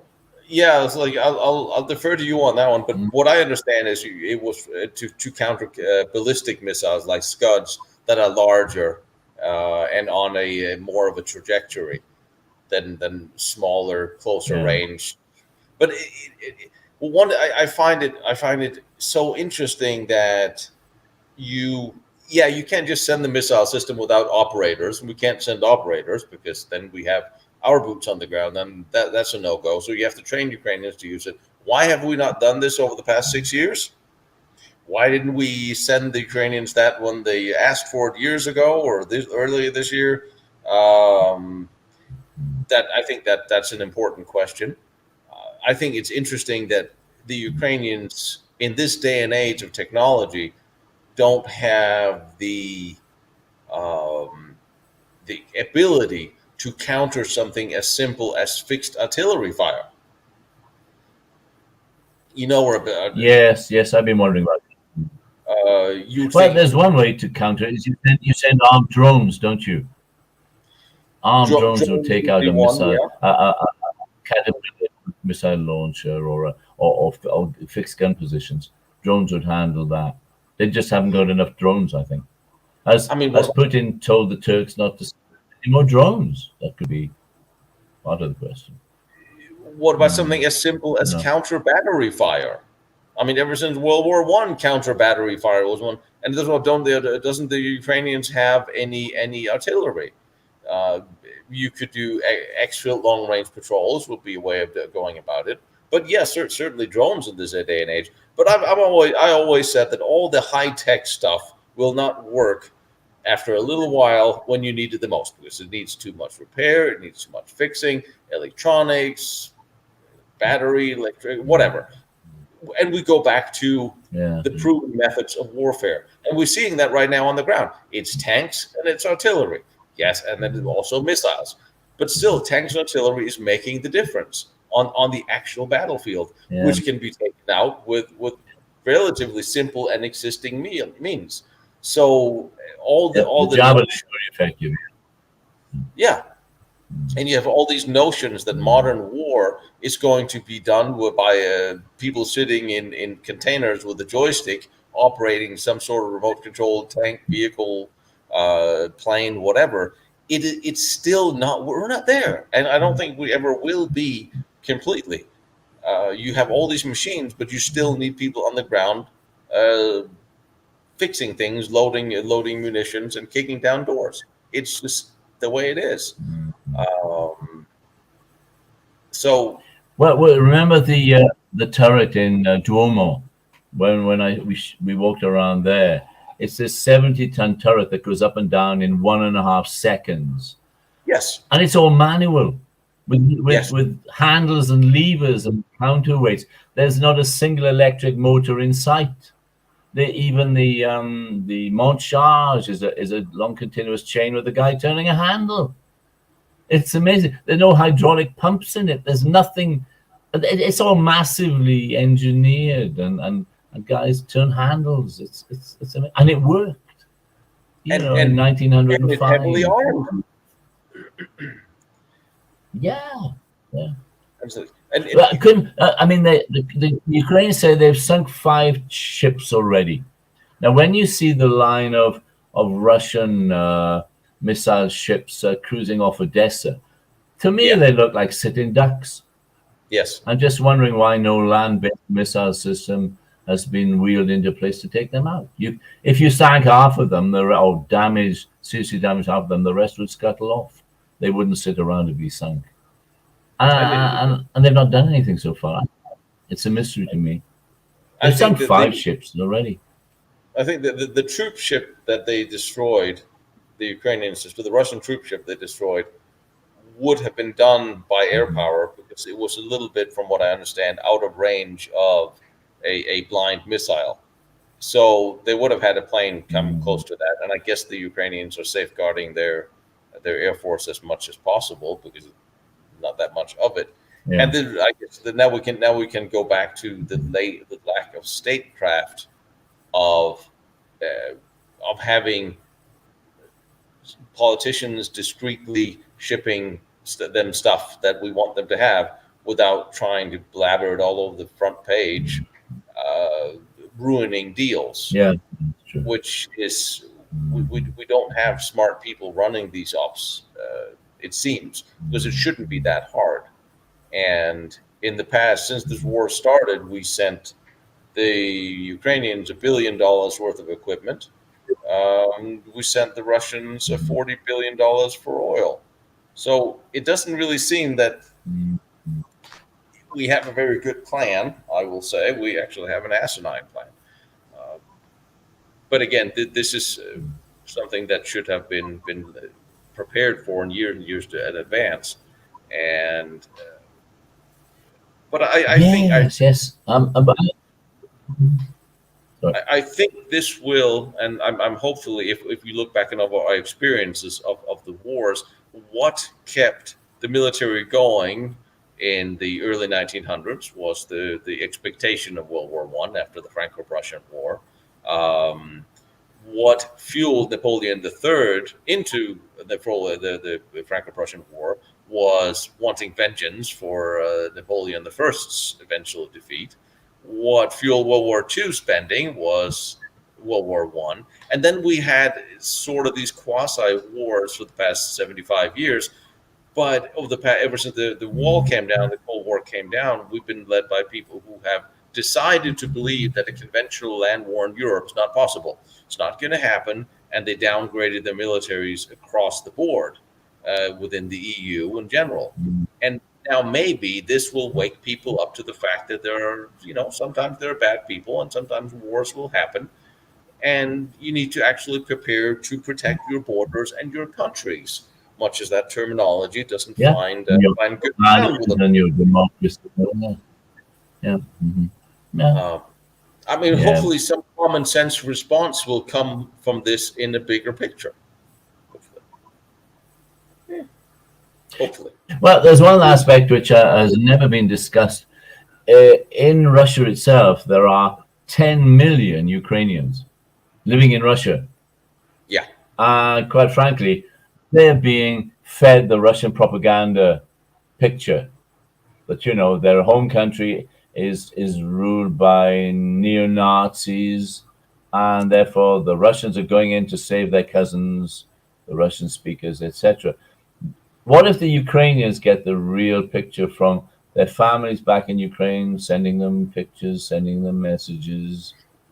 I don't know. Are they blocked by the Russian state? I don't know, messages like that. If 10 million Ukrainians, if there were 10 million Ukrainians in France that found out that the French were blowing up, their home country, they'd be mighty pissed about that. They'd be doing something. I know I would. From what I understand, and I really hate to enter a military discussion based on what we see in the media, because it's very hard to take any of that for granted or true, because every side is engaging in heavy propaganda in every which way they can.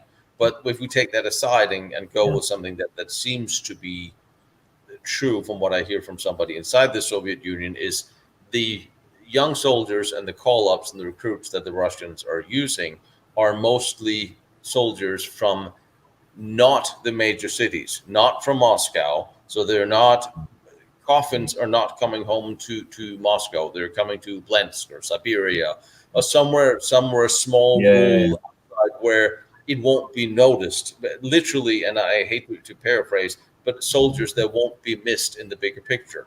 So there won't be anyone of the rich oligarchs or anybody in Moscow who's losing sons to this, and that. So in that sense, keeping it sort of a secret. I also hear about and I think that's a mistake. We blocked Soviet news and media organizations, which I think is a mistake, because you always want to hear both sides of the story and you want to hear what your enemy is saying, and that is the whole problem with the conversation of freedom of speech and history is when you block one side, then an underground will grow and fuel that side because of what they're not hearing. And when they say that they blocked RT, well, I can still see RT if I want to. I actually checked and see if it was actually blocked, and it's not here. You'd think that there are people who can use a VPN in Russia or here, and they can see what's on the other side. However, cell phones is a thing because communication between the Russian military seems to be a significant issue, where Russian commanders actually, or Russian literally steal cell phones from the Ukrainians and try to call back back to their people and tell them what's going on in the front line, because they have no way of comms, because all their comms are being jammed. And then the Ukrainians blocked calls from Ukrainian phones to Russian cell phones with a Russian prefix, from what I understand. And that's why Russian commanders come up to the front line in order to direct the battle, because they can't get any communication through, and no one in the lower ranking will take initiative in that sense. So it's very interesting what's going on. It seems that everything that we have learned after World War II have come back. And if you miss the lessons of basic warfare, which you could say World War II was basic warfare. You have basic technologies directing where artillery is coming from, communications. Your superior is killed, you take over his shoe. You trained your soldiers to think independently. Even the Russians did that at the end of World War II. They didn't at the beginning, but they learned to adopt the German way of war. Now I'm fearing that a lot of countries have forgotten those lessons. And I don't care what the Russians have learned, but I've been afraid for a while that the NATO countries and the Western countries have forgotten many of the very basic rules of warfare. Yes, a late friend of mine was in the British Army in Germany, in a Beaufort's anti-aircraft unit, and he talked a lot with German soldiers.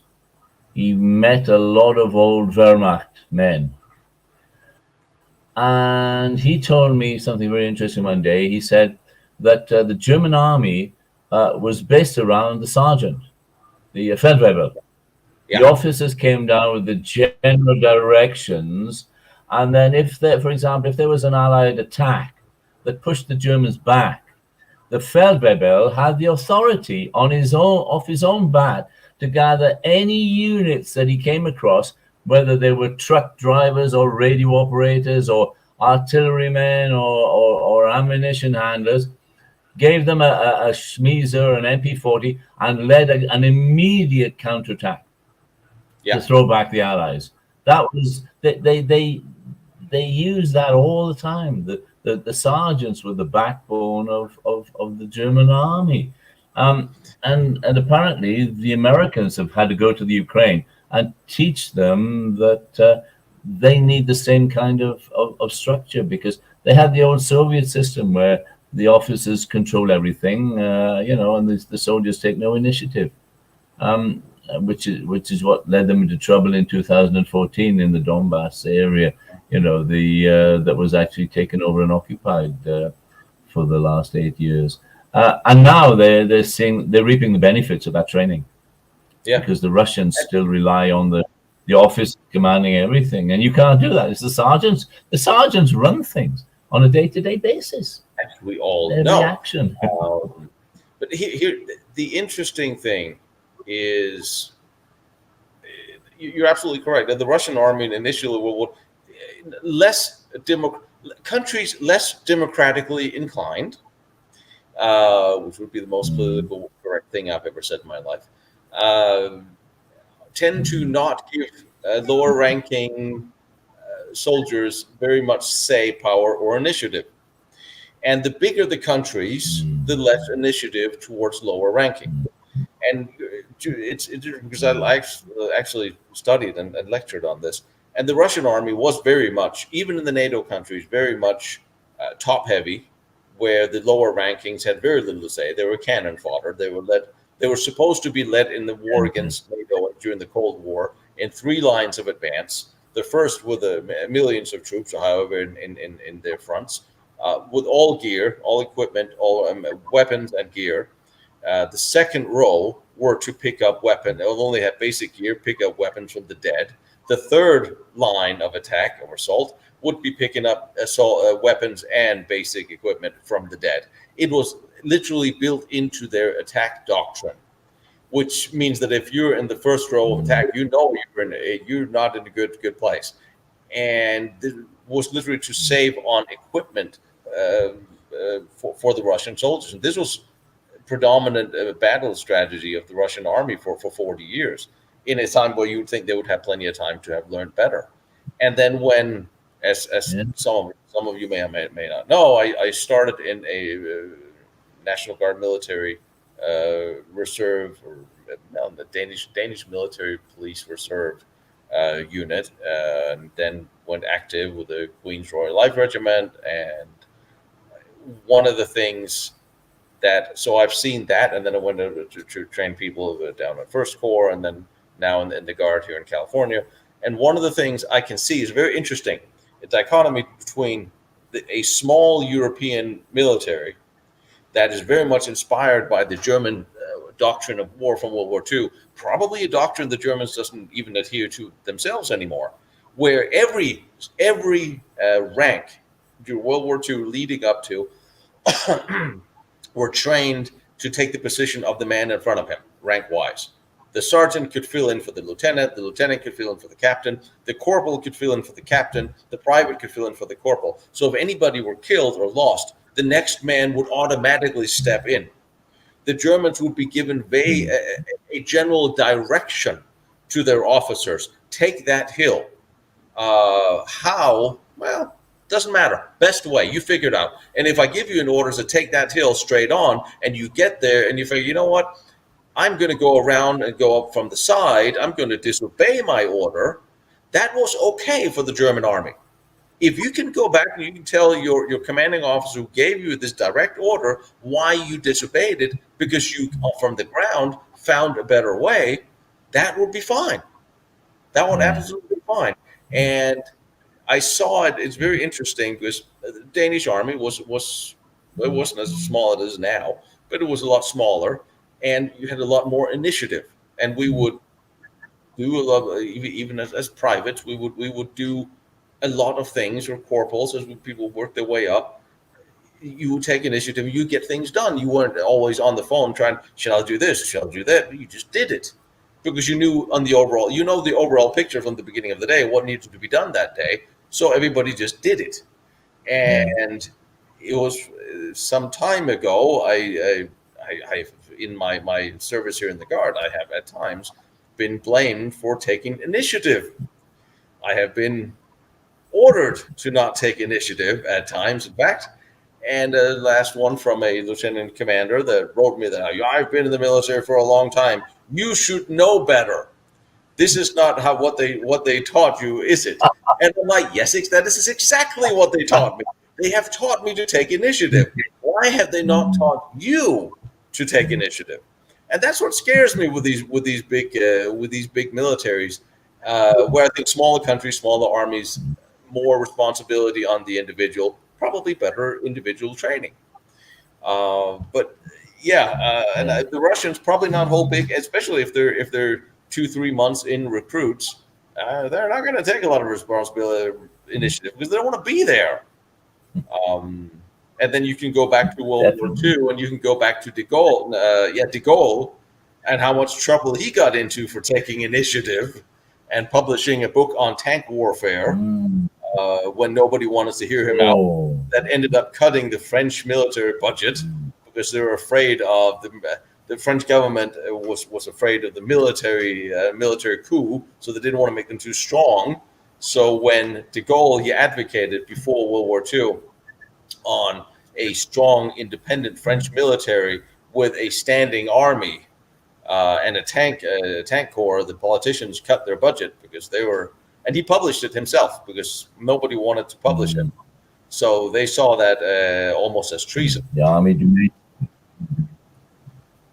Yeah, yeah.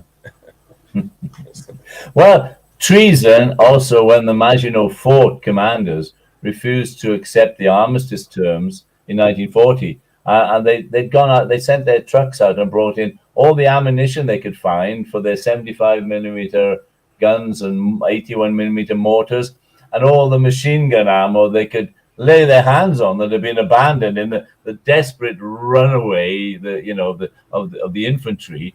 And the French government had radioed each command center saying, look, you have to stop shooting at our new friends, the Germans, because they're extremely annoyed about this, And the commanders actually replied, well, we can keep this up for 3 months with all the ammo we've got. And they had to send a high-ranking official. I have the photo of one of them with his kepi covered in gold leaf, and he's knocked on the door of the local command post. And the tiny little French officer, the commandant, has come out. And you see he's covered in metal ribbons. He's got his tart, his beret. He's covered in metal ribbons. He's done his bit in World War I. And he's standing there and listening to this high-ranking officer from Paris telling him he has to abandon the ouvrage. And he is furious. He's furious. And I think, I don't know whether I mentioned this to you when we met up. You see it in his eyes, and I know what he was up to. Behind him, there are 4 machine guns, 2 twin mountings, and they fire 300 rounds a minute between them. That's 600 rounds a minute, right? And he's told his men, it's like the sergeant at Miley in the massacre got out of the helicopter. He said, if you see this bastard pull a gun on me, or you see me throw myself flat, you just open up. You take them out. The French officer and everybody. Because a German general is sort of walking around with his hands behind his back, pretending not to listen into the conversation. And I know that was going through his mind. Yeah. If I throw myself to the ground, my men will kill them all. And you can see it in his face. Yeah. I mean, the Miley massacre came back to me. I was talking in my, I mentioned that because my history lessons, my English lessons, which turned into history lessons, because I use any excuse to speak English to my students, my adult students around here. And we were talking about massacres, massacres at Grozny, massacres at Aleppo, etc. And I brought up the Miley massacre because that's one that which really struck me. I read the obituary of the sergeant who came out of the helicopter, who died about a year or two ago, I think, and they wrote it down. They said he flew over and saw the village and saw what was about to happen, and he ordered his pilot to put the chopper down, the Huey down between the line of Americans and the line of villagers that they'd set up to shoot. And he jumped out and ran towards the lieutenant in charge. I forget the guy's name now, unfortunately. And he told his machine gunner, "You see this bastard pull out his 1911? You take him out." And his machine gunner said, "Okay, Sarge." And that's how he stopped the massacre. It was, okay. Sorry. There's always it's a painful sergeant to go back over taking things. I got a sergeant, jumps in, takes command. I am in the I'm in the right now. Since I've transferred since last time I saw you, I transferred from strategic communications to the 26th MOD mounted, and I think we are 90% sergeants in our unit. I think we have 1, 2 privates. Everyone else is sergeants. So it gets a little funny when somebody He's a sergeant. We had an event the other day, and then somebody yelled, "Sergeant!" It's like 9 of us. Yes. That's right. Yes. Nobody actually does it. It's like we all ready to supervise at any given moment. And somebody asked how many French were executed for desertion during World War II. Any ideas? Oh. For desertion. They barely had time to desert, did they? I don't think very many were. Let's be honest. When you see the Blitzkrieg columns driving past rows and rows of French troops marching along who've already surrendered, they've all got their Mass 36s and Rebels and Berthiers slung on their shoulders. They're not being disarmed. I wouldn't think that any of them would have deserted. Yeah, when they were in prisoner of war camps, they'd have tried to escape, I suppose, when they knew they were there for the duration. The most deserters, the main deserters, were the ones in the STO, the Service de Travail Obligatoire, when the Vichy government would agree to send thousands of young men into Germany to work in the factories and the mines to replace the soldiers in the Wehrmacht, etc. And a lot of those, actually, they didn't want to do that, and they escaped if they could and crossed the frontier again. My French girlfriend's uncle was an STO escapee. He made his way across the Pyrenees into Spain, occupied by Franco at the time, and was immediately nabbed by the frontier guards and thrown into jail. He was released in exchange for his weight in potatoes, would you believe? Because the Spanish were starving at the time, and made his way to Casablanca, like in the film, we're all Casablanca bound. He made his way, through Europe down to Casablanca, joined the Free French, ended up as a commander in the end, in the fighting in the Vosges. But he was an STO deserter. Yeah. He went against the wishes of the French government, because what they said was, you send 1,000 young men to work in the German factories, they will release 1,000 prisoners of war.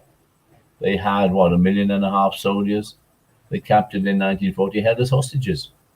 And you say, well, why did Pétain do this? Why did Dallaire do that? They were holding them as hostages. Yeah. They had to, pretend to be the good guys. But the STO... Mm-hmm. You had the same situation in World War I, where you had 2.5 million prisoners of war in Germany, and initially they were not put to work. Then the officers didn't have to work, but the privates had to start to work if they wanted to eat. And it sort of turned into, well, you better start working. But they were receiving, the British were receiving more mail than anybody else in the world, than the French somewhat. The Americans a lot, but they would be sending them a lot of Red Cross parcels, and there was food from home, and they would be so a lot of the prisoners in the German prisoner of war camps of the Allies would actually be eating better towards the end of the war than those who were keeping them in. So they were starting to open some of the packages because the Germans had no food, and people from home would send the Allies from mom and dad. But again, we're back to that. Yeah, there were some French officers that should have been done for desertion, or at least dereliction of duty, who had surrendered forts. There's a few that surrendered forts or walked away from positions that were absolutely tenable during World War II in 1940 that they shouldn't have. And then you have the whole misunderstanding between the first one was so. Yeah, when the first Vili La Ferté was captured, and they found all the soldiers who had suffocated in the ground, down in the basement, the neighboring sections of the Maginot Line should have held out, but they abandoned them. They were so shocked. The French High Command was so shocked by the fact that a Maginot Fortress had fallen and the entire garrison had died. They didn't realize that it was the smallest of all the ouvrage, isolated on the end of the line and not within proper range of being supported by the neighboring huge artillery fort. They still abandoned 2 artillery forts and sabotaged them and pulled back. They could have held out like the rest of the Maginot Line, But the psychological shock was so great that they abandoned them. Yeah, I mean, you can understand. They thought if these are now death traps, like the Belgian forts in 1914. If we're going to lose every man of our garrison, we're just going to blow them up and retreat. You can understand that in a way. But, well, Yeah, again, we're back to the enormous misunderstandings that was what happened. A lot of the failures during the Second World War was because of communication and communication failures. You would think that certain people today have realized and figured that out and not relied on a scramblable digital communications. But I guess you don't, and that's why we're here. You have to teach military history to the next generation, because otherwise they can, and they certainly will, repeat all the failures and the mistakes. Yeah. You believe the infallibility of it. I always remember the Fort de Vaux, where Commander Reynal, he's been, was it twice wounded, 3 times wounded. He picks up his stick and he hobbles up the communication trenches because he's been told to take over the disarmed fort of Vaux and restore its defenses. The guns are gone. The turret's been blown up by a German shell hitting it and setting off the demolition charges. That was an own goal. And he finds that he's got very little left, but he installs some machine guns in the casemates and holds out. And when the Germans get inside and fight in the tunnels for 2 days and 2 nights, and the French run out of everything, out of food, ammunition, bandages, and of course the water. They run out of water. The concrete water tanks are fractured, and they're dying of thirst. They're fighting in the tunnels. The Germans are bringing flamethrowers, machine guns, and the French are throwing grenades down the tunnels at them. And Reynal realizes that his men have run out of everything, and if he keeps on fighting, they will all die for nothing. They have their means of defense will be eroded very quickly. And his last message, of course, with his last pigeon, is if you can't come and save us, if you can't break through, I intend to surrender the fort. And the high command couldn't get through. And they realized full well that, as Vauban said, I can build the greatest fortress in the world and I can capture it. It might take a bit of time, but every fortress will eventually have to fall. It's run out of supplies, munitions, or anything like that. Your only duty is to impose a delay on the enemy. And Commander Reynal in the Fort de Vaux, he delayed the enemy attack. Stop them getting through to the done. He's done his. Sorry. And you can't blame Reynal because he volunteered to take a fort the French pretty much expected to fall. They sent an old guy with a cane because they expected him to surrender anyway.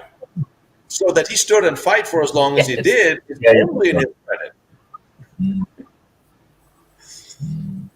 Yeah, it's an amazing story. I always send my students into the first aid post and I say, count the number of beds. And one of the young people goes in and comes out and is amazed. He says, there are 6 beds in the first aid post in the fort. And I said, well, all they expected was that out of the 100, 150 men in the garrison, somebody would sprain his ankle or fall down a ladder and break his leg. 6 beds is all they expected. And then all the infantry units all around had run into the fort to use it as a shelter. And there were wounded lying in the corridors. And they were fighting by oil lamps and candles in the underground tunnels for 2 days and nights.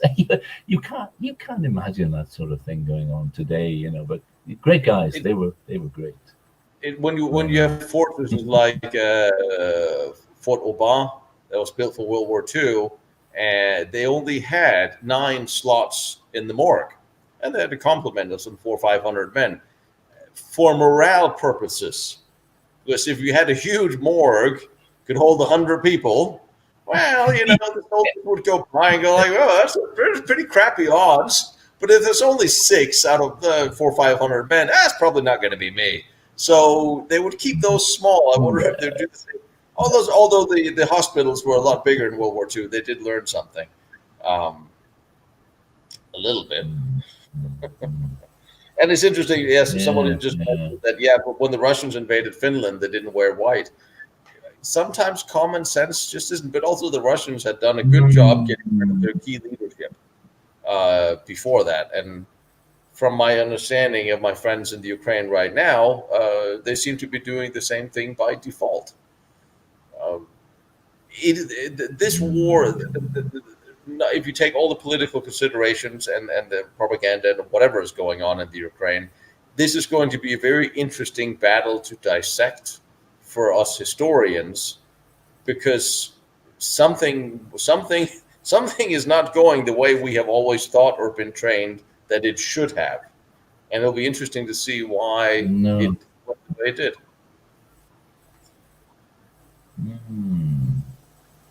Yeah, well, when the Russians are losing when they're targeting civilians who are not doing anything. It's just for morale. As they've never learned the lessons of the 1940 London Blitz. They've never learned the lessons of the Allied bombing attacks on the terror bombing of German cities. It's meant to crush morale, and all it does is makes you even angrier and more determined to fight back. Have they never learned anything? I'm shocked. No, I mean, and it's blown up for nothing. I mean, it's just, well, Russia has always been a subjugated country, isn't it? The Tsar, they had the Russians, the communists, then they had Stalin, then they had the Cold War. I mean, the Russian life has never been, and it's something that's strange for a lot of Westerners, especially the younger generation, to understand that there are some countries and some cultures where life doesn't have the same meaning, because also they have some of them have a lot more children. And if you have one or two kids only, it matters to lose them as opposed to have 8, and that's the wrong way of putting that argument. But that is the I'm sorry, that is the wrong way of putting that argument. But there are just a difference in perception of the value of life in certain places, and Russia has never. They've always seen large amounts of their people die or be killed or be starved or be deported. The individual never really mattered in that sense. And it's very interesting because a lot of Western countries have the problem that a lot of Westerners, that they no longer have very many children. Like you see, most EU leaders, they don't have any children at all. But you're sort of changing the demographics of Western countries because they don't have children. And the Russians and the Ukrainians alike, they are now, I think, 1.1 or 1.2 families per household, which means, okay, if you have 5 kids, 6 kids, you send them off to war and one doesn't come home, it's not felt as hurtful as if you have one that is the son of the family that you now send off to war and he doesn't come home. So this is hurting both nations in that sense. Killing civilians and killing the few children that they have is not good for any of these nations, notwithstanding war crimes and so many and every other aspects of this. When I take my young students around, the 15 and 16-year-olds, and I see, one day, to my surprise, the girls are all leaping about and screaming and overexcited, and the boys are staring at them, looking disgusted. The next group that comes in the following day, the boys are leaping about like frogs, and the girls are looking disgusted at this. And then the third day, the boys and the girls are leaping around. And I had to make the comment to some of the boys last week. I said, look, I came from a boys-only secondary school. How on earth do you manage to concentrate in your class and do your schoolwork when you're surrounded by all these absolutely beautiful young women? And the young man looked back at me. He said, well, we don't concentrate on doing our work anyway. I said, okay, I understand. But I mean, the French birth rate is higher probably than a lot of other countries in Europe. And now I see why. All the women are beautiful. Is the French birth rate going up? Yeah. Oh, good. Well, it's not going down. Because it's gone down in a lot of other countries. A lot of Western countries, the birth rate is going down by far. No. French women have lots of lovely babies. Yeah, it's great. Well, we'll have to get back to the lovely French ladies when I come back out there then. Definitely. And on that lovely note, unless anybody have any specific targeted questions, it's time for breakfast. And what time is it in your end? You coming up on what, 9 o'clock? Well, let's see. No, it's 8:45. Yeah, 8:45. Yeah. Yeah. Oh, so we all right. Now get with that one established. Anyway, it was good seeing you again, and I'll come out now. Great to see you. Yeah. I will. I'll see. Well, we'll probably do this before I come out. Otherwise, I'll be out there in end of May, and we'll see what. I was thinking about crossing in on all the way through past Paris this time, but I know when you're going to England. You're going back to England. Somebody asked if you were British. Just for a few days. My daughter's getting married. Yeah, on the is it the 4th of June? My daughter's getting married again. Yeah. Oh, you just killed it! You just killed it with the again. Oh well, you have to get through the 2s and 3s before you get to the 1. Well, I mean, we didn't have very many questions tonight. Are we blinding them with science, Tino? Us? What do you think? No. Possibly. I think we'll give them a little bit more warning for questions coming up next time. We'll see how it goes. But either way, people can always ask questions, and I'm starting to sort of compile them because I don't have time to answer them all right now. So I'm lining them up, and then we'll do some from when we get out there, and we'll see if we can get you in continuous focus. Okay. An interesting feature would be to discuss French aircraft design in 1939 and 1940. What did the French have that might have won World War II, and why did it never happen? There's an interesting thought to put out. We should do that when I get to my own computer, so I can pull in pictures, because that is actually interesting. Because the French had a large air force, but half of them didn't have pilots and they didn't have guns, and there's a whole lot of things that was missing. But they had some good ideas, and the Poles actually had some really interesting looking aircrafts as well. I wonder. Yeah. I wonder if Poland have an aircraft museum. Does France have an aircraft museum out there that we can go play with? Yeah, Le Bourget. There's an aircraft museum. They've even got some planes they brought back from Russia, because the Normandy Niemen squadron flew Yaks. Yak 3s out in Russia knocked down quite a lot of Messerschmitts and Focke-Wulfs and Stukas. Yeah. And they flew their planes back to Paris at the end of the war. So they've kept one of those. Yeah, French planes, their plane designs were brilliant. All right, I'm not going to preempt anything. I want to get some pictures up, and then we'll talk about air power when we do this, and then I'll do it from home, and we can show photos of it. Good idea. Yeah. Okay. All right, buddy. Mm-hmm. Well, you say hi to the kitty cats out there. Okay. And yes, they're waiting to be fed. There are 3 of them surrounding me, waiting to be fed, howling. They'll start howling in a minute. Okay. Yeah, they're waiting to be fed. That's kind of what I was thinking. Well, at least not on the kitchen table. Mm.